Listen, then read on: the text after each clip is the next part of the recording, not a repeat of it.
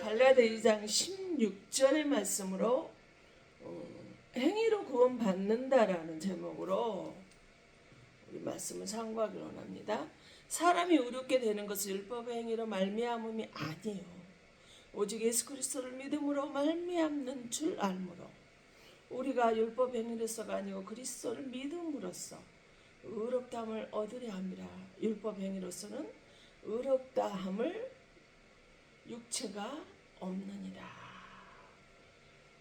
의롭다함을 받을 육체가 없다. 오늘은 행위 구원이라는 제목으로 말씀을 상고하기를 원하는데요. 흔히 이단들은 구원을 믿음으로 이루어지는 것이 아니라 율법의 행위로 구원을 받는다고 말을 하면서 율법의 행위를 강조하고 있습니다. 그런데 또 그리 가는데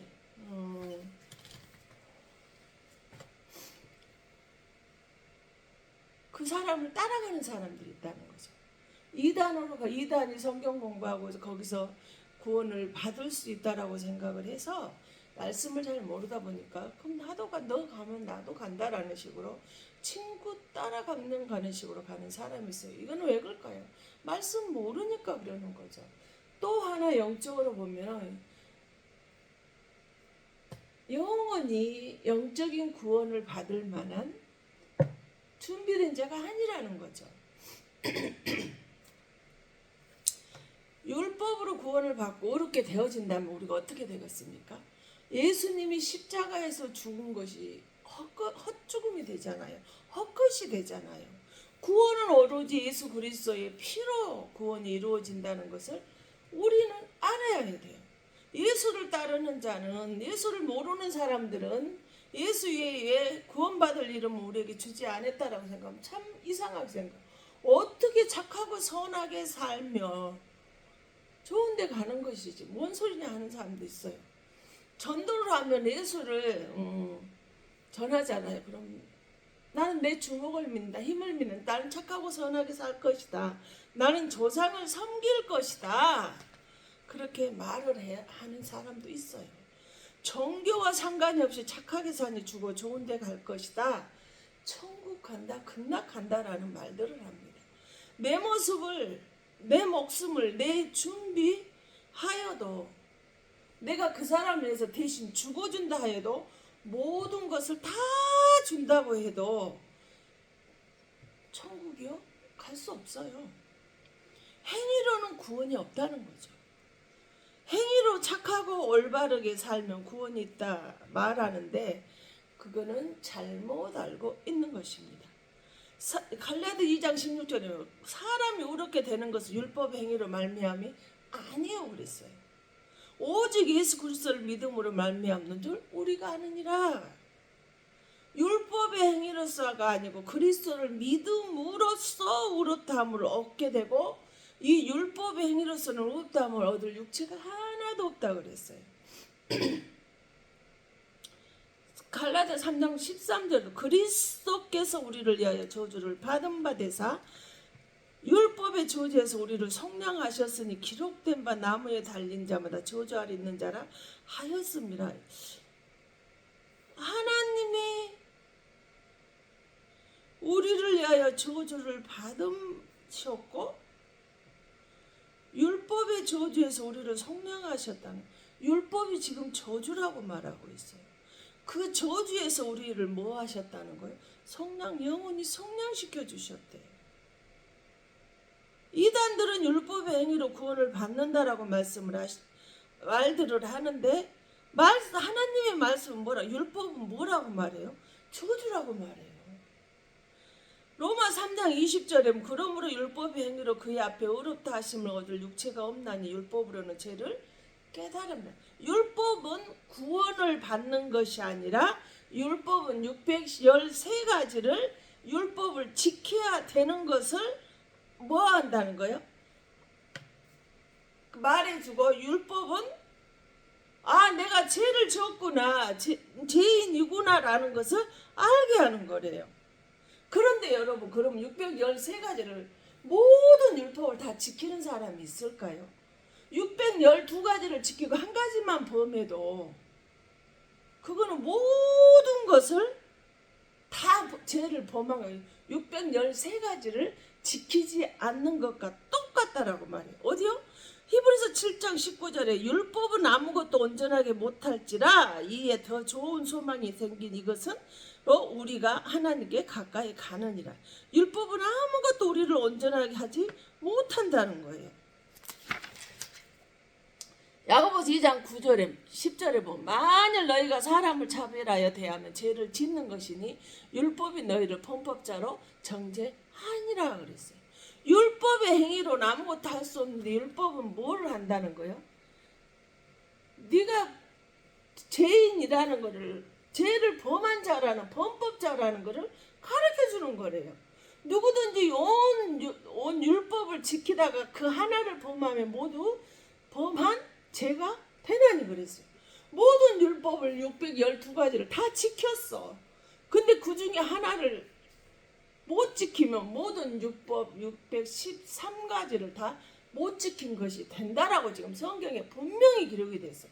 아니 디모데후서 3장 모든 성경 하나님의 성령으로 감동으로 기록이 됐잖아요. 이사야 34장 16절에는 너희는 여호와의 책을 찾아서 읽어보라. 이는 그의 입이 명령하고 그의 영이 이것들을 다 모아가지고 하나님의 감동으로 성경이 기록이 되어져 있는데 613가지를 지켜야 그 율법을 다 지키는 건데 그 중에 한 가지만 안 지켜도 모든 율법 613가지를 못 지켰다고 지금 하나님이 분명히 우리에게 기록이 되어 있어요. 그래서 로마 3장 10절에 보면 의인은 없나니 하나도 없다 그랬어요. 나는 죄를 짓고 살지 아니하면 법 없어도 살만 착하고 선하게 사는 의인이라고 말을 하는데 이거는 뭐 자기 착각이라는 거예요. 로마 6장 10절에 하나님께 감사하리라. 너희가 본래 죄의 종이 더니 너희가 전하여 준 바 교훈에 보는 마음으로 순종하여. 본래부터 죄의 종이라는 거예요. 생각해 보세요. 우리가 아이를 낳으면 그 아이한테 도둑질해라, 시기 질투해라, 욕심부려라, 거짓말해라 가르치나요? 안 가르치잖아요. 근데 말을 하기를 시작하면서 말을 못해도 그 욕심을 어떻게 버리고 거짓말부터 시작을 해. 말하기 시작하면서부터. 이게 죄의 본래부터 죄의 자식이라는 유전이라는 거 우리의 그것이 정확히 나타나고 있지 않습니까? 에덴 동산에서 제가 우리에게 들어와가지고 우리에게 이렇게 제종이 돼버렸어요. 창세기 19장 8절 내게 남자를 같이 아니한 두 딸이 있노라. 청하건대 내가 그들을 너희에게로 이끌어내리니 너희 눈에 좋을 대로 그들에게 행하고 이 사람들은 내 집에 들어왔은즉 이 사람들 아무 일도 저지르지 말자. 이 말이 무슨 말이에요? 소돔과 고모라성을 하나님께서 무너뜨리기 전에 천사 둘을 보내는 남자의 모습으로 보냈어요. 소돔과 고모라성이 정말 성적으로 타락한 문화를 알고 천사의 모습으로 보냈더니 롯이 그 천사를 나그네인 줄로 생각을 하고 자기 집에 끌어들였어요. 그런데 밤중에 남녀를 노소를 막론하고 어린아이든 장년이든 노년이든 상관이 없이 모든 남자들 그 소돔성에 있는 사람들이 다 와가지고 네 집에 오늘 두 사람 나그네 들어왔지? 그 사람 내 보내. 우리가 상관할 거야. 그러면 이거면 동성연애 하겠다 이 말이에요. 근데 롯이 우리 집에 두 딸이 있는데 남자를 가까이 하지 않았다. 정절을 지킨 사람 내가 이 딸 들어올 때 나그네 손대지 말아라. 어떻게 보면 너처럼 착하고 사람이 어디가 있어요. 나그네를 지키기 위해서 두 딸을 지금 죽을 수도 있는데 거기에 내놓는다라는 거예요. 어떻게 자기 자식은 그 타락한 성에서도 정절을 지키고 결혼할 남자까지 있는데 그 사회도 정해져 있는데 두 딸을 내주겠다는 거예요. 이렇게 착하고 선하게 살면 의인이라고 말하지 수 있지 않을까? 천국 당신은 분명히 갈 거야라고 말할 수 있지 않을까요? 그건 창세 19장 19절. 하나님이 그 지역의 성을 멸하실 때 곧 롯이 거주하는 성을 엎으실 때에 하나님이 아브라함을 생각하사 롯을 그 엎으시는 중에서 내버리셨더라. 아니 롯을 구원하는데 롯의 착하고 선한 일을 해서 구원을 시키는 것이 아니라 아브라함을 생각해서 롯을 구원시켰다는 이 말은 도대체 무엇일까요? 이사야 34장 16절에 디모데후서 3장 16절에 기반에서 본다면 예수님께서 이 땅의 소돔성을 멸하시는 것은 BC 1450년 전에서 400년 전에 기록이 됐는데 이 성경은 예수님에 대해서 증언하고 기록을 한다라고 그랬어. 그런데 이것을 아브라함을 생각하사 롯을 구원했다라는 것은 무엇일까?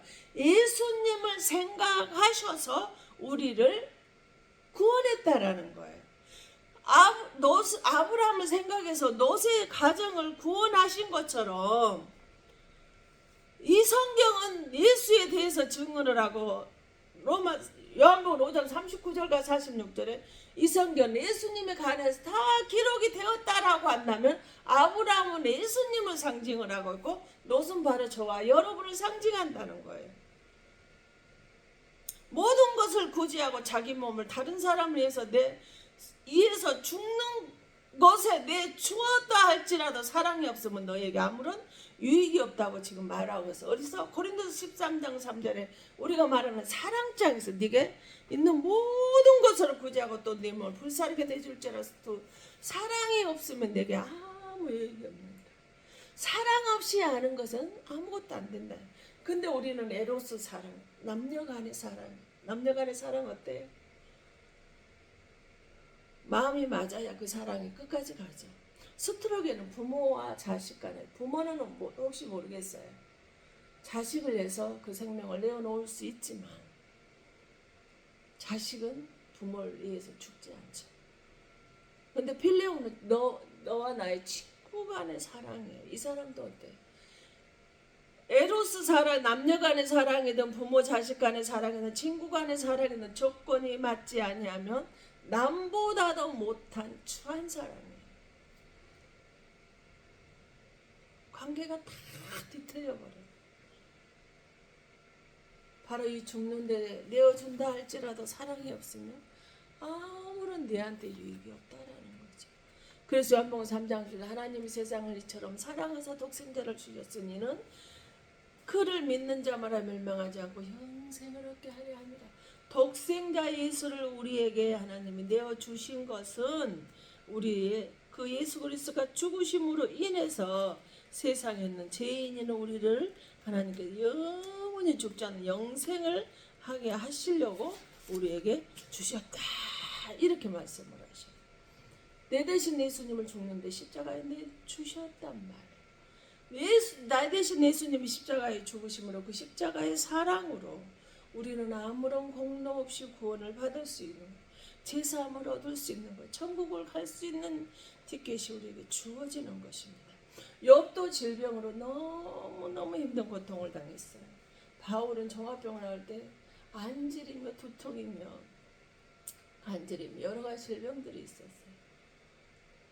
엘리사 병들어 죽었잖아요. 히스기야도 병이 들었잖아요. 병은 누구에게나 다 올 수 있고 들 수 있어요. 아플 수 있어요.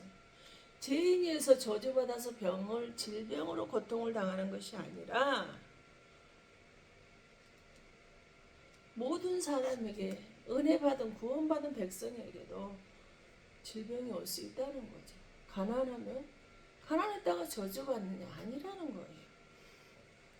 하나님께서 계획하심에 이름을 높여드리기 위해서 할 수도 있단 말이에요. 욥도 엄청난 축복이 됐잖아요. 바울은 어때요? 전무후무한 능력을 주셔서 영광이 돼요. 엘리사 어때요?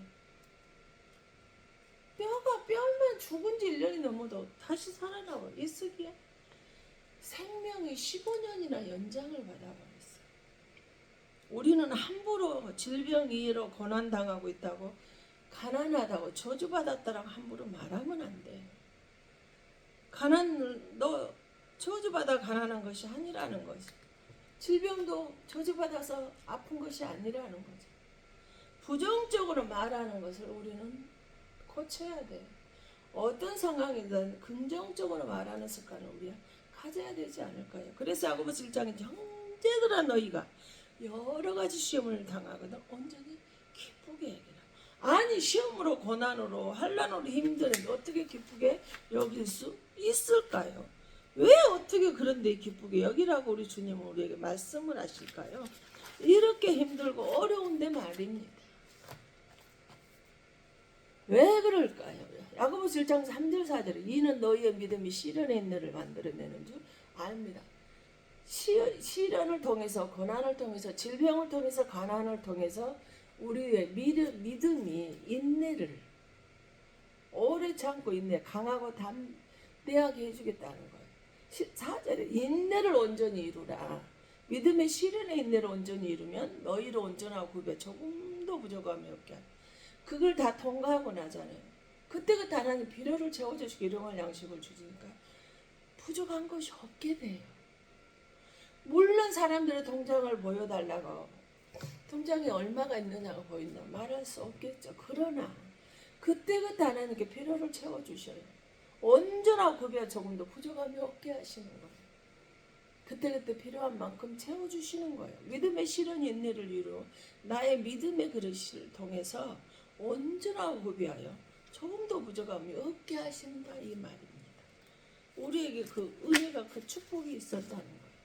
그래서 베드로전 4장 10 사랑하는 자들아 너희를 연단하려고는 불시험을 이상한 일 당하는 것 같이 이상히 여기지 말라. 사랑하는 자들에게 하나님이 우리를 사랑하신다.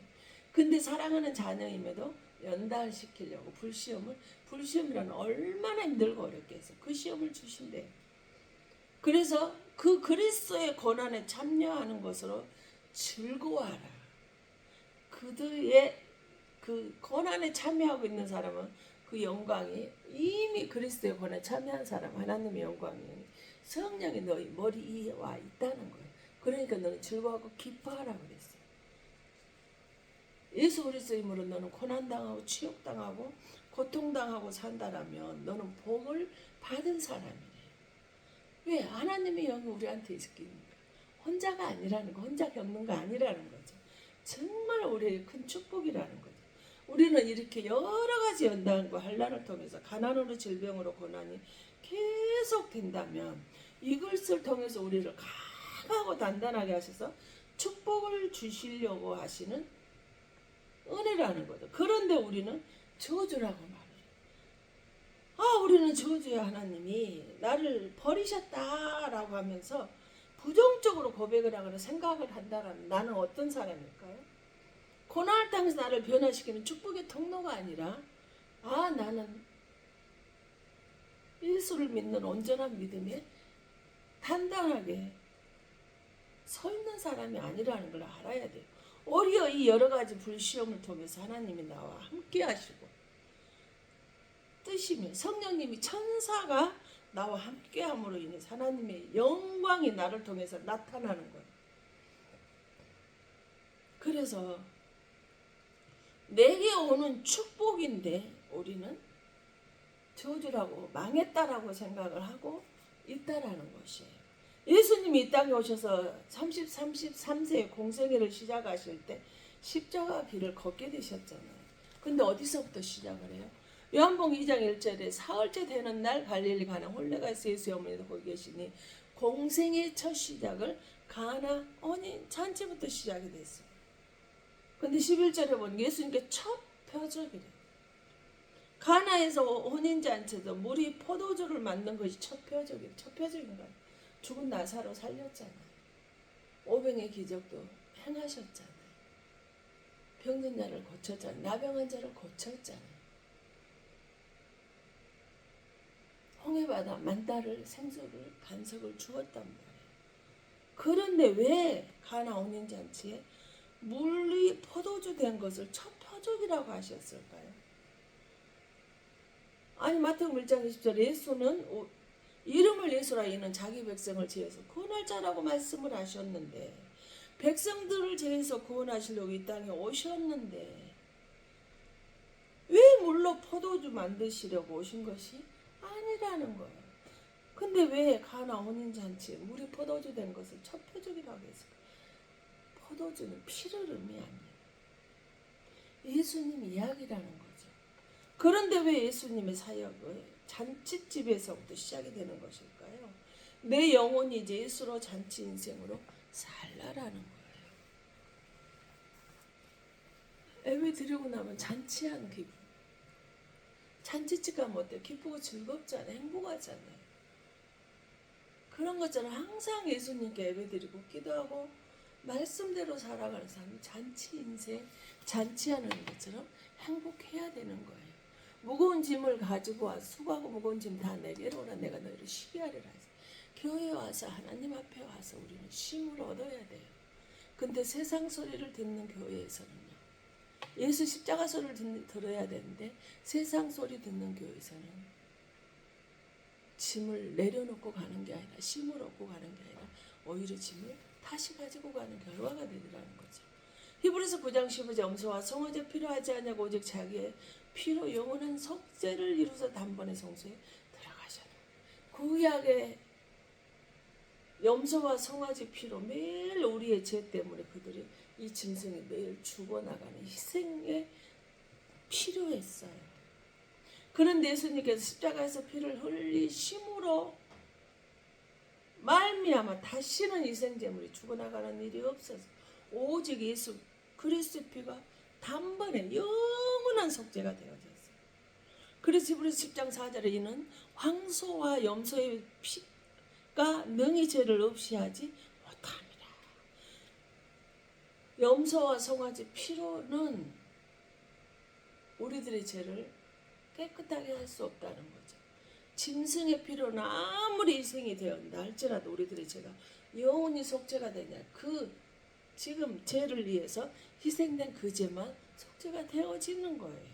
그렇기 때문에 죄가 깨끗하게 씻겨져야 하는데 그렇지 못한다는 거죠. 그런데 예수님 그리스도의 피가 있으면 어떤 죄라 할지라도 상관이 없이 내 죄가 씻겨져서 속죄가 되어진다라고 이렇게 우리에게 말씀을 해주고 있어요. 그래서 예수 그리스도의 배는 요한복음 6장 54절에 영생을 가져다 줘요. 내 살을 먹고 내 피를 마시는 자는 영생을 가졌고 마지막 날에 내가 그를 다시 살리리니 그랬잖아요. 로마서 5장 9절에는 예수 그리스도의 피로 인해서 의롭다 하심을 받았다 그랬어요. 그러면 이제 우리가 그의 피로 말미암아 의롭다 하심을 받았을 때 그로 말미암아 진노하심에 구원을 받을 것이니 죄인인데 의로운 사람이 되어졌대요. 에베소서 1장 7절에는 우리는 그리스도 안에서 그의 은혜의 풍성함을 따라 그의 피로 말미암아 속량하고 제사함을 얻은 예수 그리스도 피가 내 제사함을 받았다는 거 뭐예요? 죄가 없어졌다는 거죠. 그래서 에베소 1장 13절에 예수 그리스도 피로 하나님과 가까워요. 본래 우리는 종의 자녀였잖아요. 멀리 떨어져 있었어요. 그런데 예수 그리스도로 인해서 하나님과 가까워 얼마만큼? 요한복음 1장 15절에 영접하는 자 그 이름 믿는 자는 하나님의 자녀가 되는 권세를 주셨다. 원수였던 우리가 예수 그리스도의 피로 인해서 하나님의 자녀가 돼 아버지하고 자식이 되었다는 거죠. 그래서 히브리서 9장 15절에 아버지와 자식이 됨으로 인해서 내 죄가 속죄가 없어져 버린 거예요. 그래서 요한일서 1장 1절 예수 그리스도의 피는 우리들의 모든 죄를 다 깨끗하게 씻겨준다 그랬어요. 그래서 계시록 1장 5절에 예수 그리스도의 피로 인해서 우리들은 죄에서 해방시켜 주셨어요. 그래서 계시록 5장 9절에 예수 그리스도의 피로 사서 하나님께 드려진 귀한 사람으로 바뀌어져 버린 거예요. 죄인이 원수가 말입니다. 우리를 죄에서 해방시켜주고 자유롭게 하신 것만이 아니라 하나님이 자기 피로 사서 드려진 귀한 자가 되었다라는 거예요. 그래서 마가복음 11장 21절에 뭐예요? 내가 너희에게 말하는 무엇이든지 기도하고 구하는 것을 받은 줄로 믿으라 그리하며 너희에게 그대로 행하라. 내가 하나님의 자녀라 예수 그리스도 피로 나는 속죄가 되고 죄에서 해방되었고 하나님께 피로 드려진 자가 되었고 영원한 속죄가 되고 하나님과 가까워졌어. 제사함을 받아 의로운 자가 되었어. 영생을 얻었어요. 구원을 받았어요. 죄가 깨끗해졌어요. 그럼 어떻게 된다는 거예요? 어떻게 돼요? 믿고 구하고 믿고 아버지가 내가 구하는 거예요. 아버지 이것 좀 해주세요. 구하면 그대로 다 해주신다라고 약속을 하고 있는 거예요. 그래서 요한복음 19장 30절 예수께서 심포도를 받으신 후가라사대 다 이루었다 하시고 머리를 숙이시고 영원히 돌아가시고 다 이루었다. 언제 2000년 전에 이미 다 이렇게 너희가 무엇이든지 믿고 구한 것은 다 받은 줄로 믿으라고 하신 만큼 이미 다 이루어 놨으니까 너는 믿고 구하라는 거예요. 그리고 그 구한 것이 이루어질 걸 믿으라는 거예요.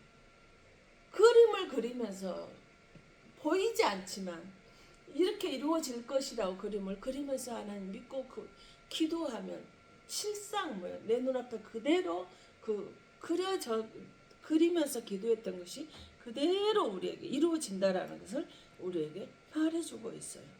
그래서 요한복음 2장 3절에 포도주가 떨어진다. 예수의 어머니가 예수에게 이르시되 너희들에게 포도주가 떨어졌다니. 구약 시대에는 포도주가 떨어졌어요. 근데 예수님 오시고 나서 어떻게 됐어요? 부족하지 않아요. 다시는 부족하지 않아요. 그것 때문에 구하지 않아요. 어떻게? 마태복음 26장 28절에 제3을 얻게 하려고 많은 사람에 흘리는 피 곧 언약의 피다. 예수 그리스도의 피로 인해 더 이상 흘림으로 인해서 부족하지 않게 됐어요. 잔치 인생을 우리에게 살라라는 거예요.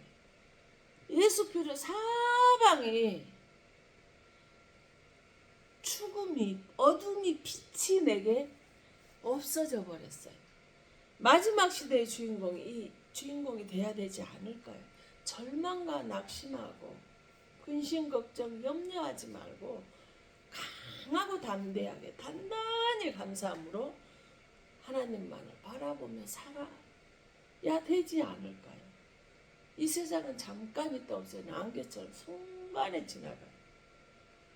그런 이 빛속, 이 눈 속을 뚫고 1시간을 걸려서 하나님한테 이렇게 쫓아오는 거 아니에요. 예배드리고. 왜? 안식일 날은, 주일 날은 본 재단에 가서 하나님께 예배하고 경배해야 되니까 말이에요. 교회에서는 예수의 소리를 들으셔야 합니다. 세상 소리를 듣는다면 교회에서는 무거운 짐을 내려놓는 것인데 오히려 세상 소리를 듣는 사람은 무거운 짐을 다시 지고 가는 것이에요. 믿고 기도해놓고 치료해 주실 것이다. 나는 이제 아프지 않을 것이다. 내 자녀가 묶인 것이 풀어질 것이다. 기도해 아멘 해놓고 현실을 뭔가 세상 소리를 듣는다면 다시 그 짐은 우리 자녀 풀어지지 않을 거야. 치료되지 않을 거야. 나는 계속 아플 거야 라고 이렇게 부정적이 되어버리면 믿지 못하는 거예요. 그런데 10장 3절 그런즉 너희가 먹든지 마시든 무엇을 하든지 하나님 영광을 위해 살아. 먹는 거, 병원에서 치료받는 거, 옷을 입는 거, 이 모든 것들이 누구예요? 하나님의 영광을 위해서 하라고 이렇게 가르쳐주고 있어요.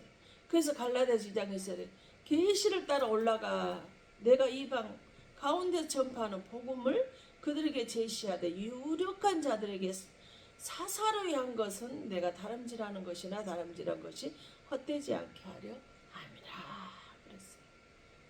갈라디아 6장 14절에 그러나 내게는 우리 주 예수 그리스도의 십자가 외에 결코 자랑할 것이다.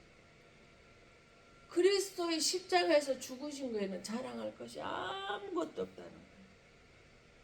내가 이방인 믿지 않는 사람들에게 복음을 전하는 것은 사사로이 전한 것이 아니라 오로지 내가 구원을 받고 하나님께 달려가는 것, 다름질하는 것처럼 헛된 예배가 되지 않게 하려는 거예요. 그래서 빌립보서 1장에서 간절한 기대 소망을 따라 아무 일에든지 부끄러워하지 않냐고 지금도 정과 같이 온전히 담대하여 살든지 죽든지 내 몸에서 그리스도가 존귀하게 되기를 원한다 말씀하셨어요. 살든지 죽든지 부하든지 가난하든지 뭐하라는 거예요? 오로지 예수님만이 나를 통해서 존귀하게 드러나고 주님의 영광을 위해서 하라 이렇게 말씀을 하시고 나는 어떻게 되어지든 상관이 없다는 거죠. 오로지 예수님만 그 영광을 위해서 나타나게 하라고 이렇게 우리에게 가르쳐주고 있어요. 여러분, 착하고 선하게 살아 맞습니다.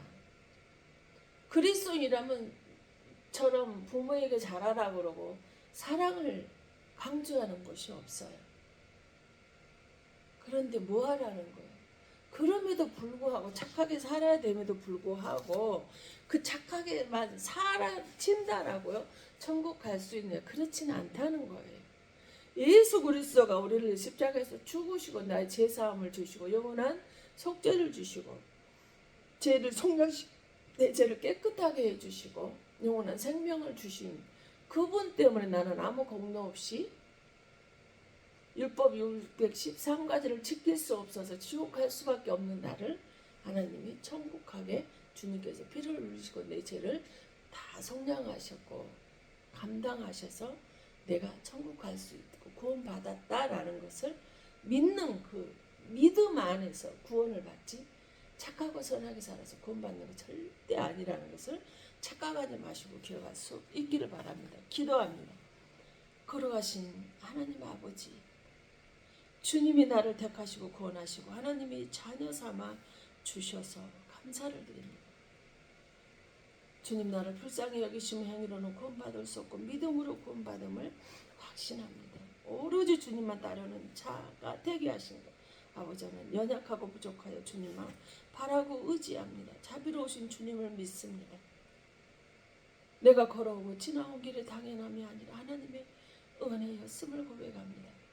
하나님의 영광을 위해서 살게 하신 아버지 하나님, 살고 죽는 것 부유함도 가난함도 하나님의 은혜이오니 그 은혜 안에 살게 하신 아버지 감사합니다. 하나님의 자녀로 예배하고 기도하며 찬양하고 주님 위에 살게 하시며 모든 것은 하나님이 나를 통해 정결하게 살게 하여 주셨습니다. 이 세상의 모든 것을 당연한 것이 없고 오직 하나님의 은혜임을 고백합니다. 주님의 사랑으로 죄인을 구원하시니 감사합니다. 보답할 길 없는 은혜에 하나님 감사합니다. 연약함을 용서하시고 오직 하나님만 위해서 살며 좌절과 낙심없이 하나님만 위하여 가는 길 형통하게 하셔서 평화롭게 하시고 화평케 하시고 신명기 28장에 들어오나 나가나 복을 하시며 떡반죽거리 복을 하시며 들판이나 집이나 가축이나 모든 소유물에 만지는 것에 앉는 것에 발걸음이 닿는 모든 것에 복을 주신 아버지 하나님, 그래서 창세기 1장 28절 복을 주시어 가라사대 생육하고 번성하고 정복하고 충만하고 다스리는 오복을 누리며 살게 하신 아버지 하나님 감사를 드립니다. 존귀하고 전도하는 데 생명을 걸게 하셔서 오로지 주의 영광만을 위해서 살아갈 수 있게 하여 주시옵소서. 아버지 앞에 빈손 들고 나오지 않고 오로지 하나님 앞에 감사함으로 드려진 아버지 하나님께 주신 축복에 감사를 드립니다. 전현 집사 아버지 하나님께 건축원금을 하셨습니다. 아버지 하나님 또다시 건축을 하라는 뜻인 줄 믿습니다. 아버지 건축을 하려면 물질이 있어야 되는 거 주님이 더 잘 아십니다. 아버지 건축원금의 씨앗을 주셨으니 이 씨앗이 아버지는 풍성히 잠을 넘쳐서 아버지는 빚을 지지 않고 하나님께서 빚값으로 세워지는 교회가 되어질 줄로 믿습니다. 하나님께서 부족하지 않게 하시고 그때그때 필요를 채워주시고 건강 주시고 장수의 복, 자녀의 복, 믿음의 복, 부부의 복을 주셔서 감사합니다. 후손에게도 후래 손자 후살리의 축복을 받은 것처럼 놀라운 주의 종을 돕는 가정이 되게 하시고 민씨 가문의 아버지 하나님 구원의 혁명으로 선교사를 보내주셔서 감사합니다. 아버지 또한 범사에 감사해서 아버지 하나님께서 여든 손길이 함께 하시고 아버지 하나님 청령 충만하게 주신 은혜에 감사해서 아버지 생일 감사함으로 이 눈길에 하나님께 안전하게 와서 예배드릴 수 있게 하시는 은혜에 감사해서 아버지 드려주는 손길이 하나님의 놀라운 은혜와 능력과 권능의 축복이 넘쳐나게 하여 주시옵소서. 또한 아버지 하나님께 다음서 구원의 물을 드릴 수 있도록 믿음으로 허락하여 주신 아버지 하나님, 연약하지만 하나님의 사랑으로 은혜로 아버지는 부하든지 가난하든지 건강하든지 질병으로 고통을 당하든지 무엇을 하든지 마시든지 먹든지 하든지 주의 영광을 위해서 하게 하시옵시고 이 연약한 자를 통해서 하나님만이 존귀케 되게 하여 주시옵시며 행위로는 구원받을 수 없다는 것을 깨달아 알게 하시고 오로지 예수 그리스도를 믿는 믿음 안에서 영원한 언약의 피, 예수 피로, 사랑으로 조건 없는 사랑을 하며 편견 없는 긍휼함, 마음 가평과 선하심과 정결하심과 온유함과 아버지 하나님 화평케 하는 은혜 속에 살아갈 수 있도록 심령이 오로지 하나님으로만 채워지는 세상 것을 다 심령이 가난하게 하셔서 주의 영광의 삶을 살아갈 수 있도록 함께해 주심을 감사드립니다. 모든 건 주의 사랑과 은혜의 용이 아버지는 회복의 집을 축복하시고 회복교회를 축복하시고 아버지는 하나님이 세우신 제단이 주의 사랑과 은혜와 능력과 권능의 역사가 있게 하시며 이곳에서 기도하는 모든 영혼들이 믿음 없는 가족들 이에 이 근동 이에 아버지 하나님 불신앙 있는 우상을 숭배하는 이 근동 이에 성령의 권혁명이 있게 하시고 영광만 드러나고 나타날 수 있도록 함께하여 주시옵소서. 아버지 하나님 모든 것은 주의 사랑 거네요. 축복임을 고백합니다. 이곳에 무릎 당신의 사랑 기왕본속들 머리머리가 기다고 바라고 소망한 것들 위에 이곳에 기다는 모든 기관과 가정과 영혼들이 하나님의 사랑과 성령의 교통하심이 이제로부터 영원토록 함께 있어질지어다. 아멘.